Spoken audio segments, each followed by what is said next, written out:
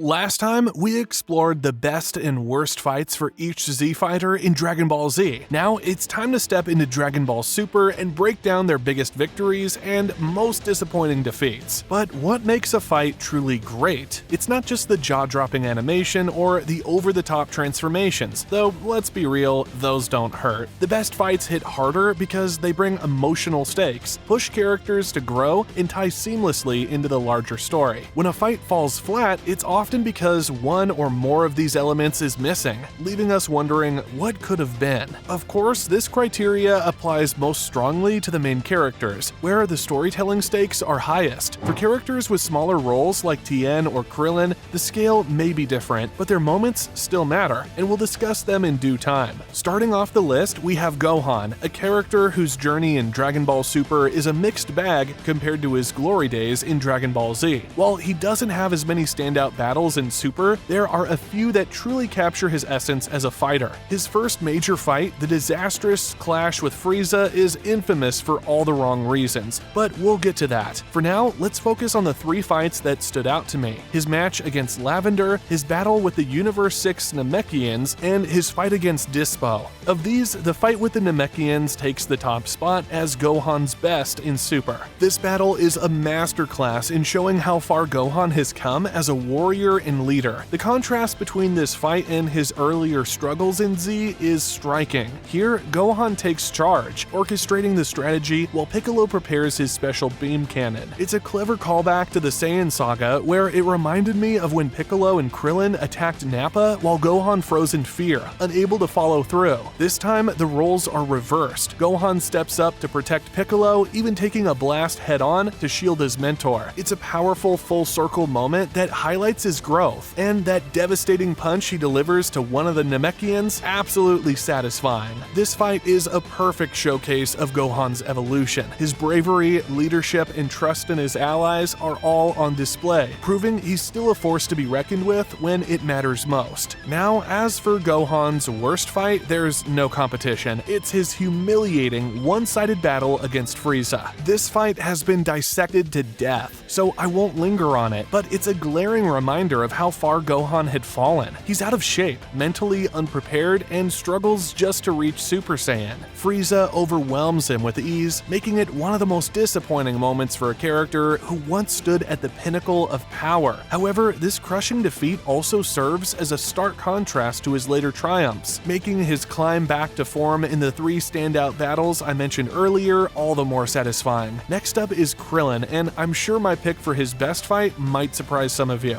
but hear me out. I'm going with his battle against Goku. The whole point of this fight is to show that Krillin still has something to bring to the table, even after all these years. Goku and Gohan are testing him, seeing if he's really ready for the Tournament of Power, and honestly, I think the narrative nails it. Now, Krillin's role in the actual tournament is a different story, but in this fight, the choreography and battle tactics are spot on. What I especially love is the subtle nod to their first fight in Dragon Ball, which adds a layer of nostalgia to the scene. Challenging Goku in his Super Saiyan Blue form wasn't about Krillin trying to match his power. It was about testing his resolve as a fighter, seeing how he'd hold up against someone way stronger than him. It's his best fight, hands down. As for Krillin's worst fight, I'd have to go with his battles against Frieza's army. Here, Krillin's pretty unsure of himself when facing off against the soldiers, and while he does eventually overcome that doubt, it just felt like a weird character moment for him. I mean, Krillin has always been the guy who steps up to fight the main antagonists even when he's clearly outmatched. He's taken on the likes of Vegeta, Frieza, Cell, and even Boo, so seeing him hesitate against Frieza's goons just felt off. It honestly seemed like it was thrown in there just to pad out the runtime, and it didn't really do Krillin's character any favors. So for me, that's why this is his worst fight. Also, if you're enjoying the video so far, make sure to hit that like button and subscribe. We're aiming for 10K, and every bit of support really helps out. Next up is Trunks, and his fights are, well, kind of a mixed bag. Honestly, most of his battles in Dragon Ball Super are pretty mediocre, with only a couple that really stand out. The two that come to mind are his fight against Zamasu using the Sword of Hope, and the one where he goes Super Saiyan Rage, arguably the worst Super Saiyan form in the franchise. What's interesting is that the Sword of Hope fight could honestly be seen as both his best and his worst. On one hand, it's packed with emotion and some great character moments, but on the other hand, the Sword of Hope just comes out of nowhere, and Zamasu Zamasu's defeat ends up making things even worse. Because of that, I have to call this one of his worst fights. As for his best, I'd go with his Super Saiyan Rage battle against Goku Black and Zamasu. Say what you want about the form, but at least in this fight, Trunks holds his own against both opponents and buys Goku and Vegeta enough time to regroup. It's not perfect, but it shows Trunks stepping up when it matters most, which is why it edges out the others for me. Let me know if you agree or if you pick something different. Next up is Goku, and I think his contenders for the best fight would have to be his battles with Jiren, his fight with Kefla, his fight with Beerus if we're talking about the movie version, and even the group attack with Goku, Frieza, and Android 17 against Jiren. There's a lot to love about these fights. You've got the introduction of the god forms with his fight against Beerus, one of the coolest showdowns against Kefla, and all the epic and narrative moments in his battles against Jiren. But if I had to pick just one, I'm going with his fight against Jiren right before he unlocks Ultra Instinct. The build-up to this fight is insane. We get a tiny hint at Ultra Instinct during Goku's first fight with Beerus on King Kai's planet. Then it's teased a bit more in the Resurrection F saga. But when the form is finally debuted, it's one of the most hyped moments in Dragon Ball in years. There's a twist though. The form is incomplete, so there's a lot of uncertainty. That's how the first battle with Goku and Jiren ends off, however. This battle starts with Goku as seemingly the last warrior standing, with Vegeta giving Goku his last bit of energy before going out of bounds. Whis directly tells us that this is Goku's last shot at Ultra Instinct. That moment alone sets up the fight with so much intensity and high stakes. As the fight progresses, you can feel the tension, with everyone watching the spectacle, knowing this fight determines their fate. There are so many great moments in this battle. Vegeta's speech about stepping into the domain of the gods, Whis' commentary on Goku's progress with the form, and even that subtle moment where you see Goku's eyes start to close while he's still fighting. God, I love this fight. It's such a beautifully intense scene. And then, of course, the climax. Goku, against all odds, standing on a bit of debris while Jiren rains down punches until...